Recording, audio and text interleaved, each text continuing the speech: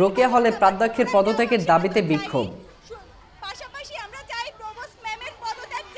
ঢাকা বিশ্ববিদ্যালয়ে রোকেয়া হলের প্রাধ্যক্ষের পদত্যাগ ও ঢাকা বিশ্ববিদ্যালয়ের কেন্দ্রীয় ছাত্র সংসদ নির্বাচনে অংশগ্রহণকারী প্রার্থীসহ 5 জনের বিরুদ্ধে মামলা প্রত্যাহারের দাবিতে বিক্ষোভ করছে শিক্ষার্থীদের একাংশ।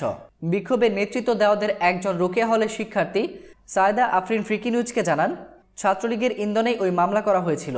তারা রোকেয়া হলের প্রাধ্যক্ষ জিন্নাত হুদার পদত্যাগ দাবি করে বিক্ষোভ করছেন। এক দাবি পদত্যাগ বলে স্লোগান দিচ্ছেন তারা।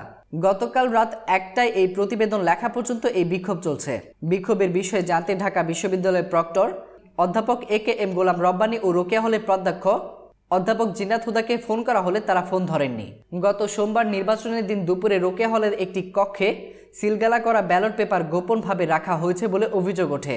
এটি শোনার পর ডাকসুর নবনির্বাচিত সহসভাপতি নুরুল হক নূর সহ বেশ কয়েকজন সেখানে গিয়ে প্রাধ্যক্ষকে লাঞ্ছিত ও হলে ভাঙচুর করেন।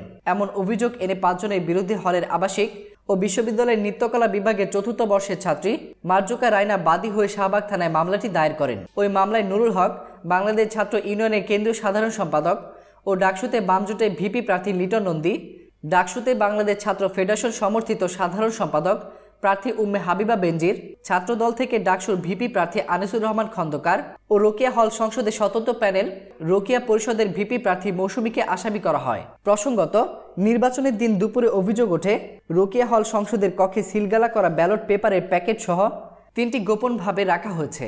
খবর পেয়ে সাধারণ ছাত্র অধিকার সংরক্ষণ পরিষদ থেকে ডাকসুর ভিপি প্রার্থী নুরুল হক নূর ও পরিষদের কয়েকজন সদস্য হল প্রাধ্যক্ষ অধ্যাপক জিন্নাত হুদার কাছে যান। তারা ওই কক্ষের ভেতর কি আছে তা দেখতে চান।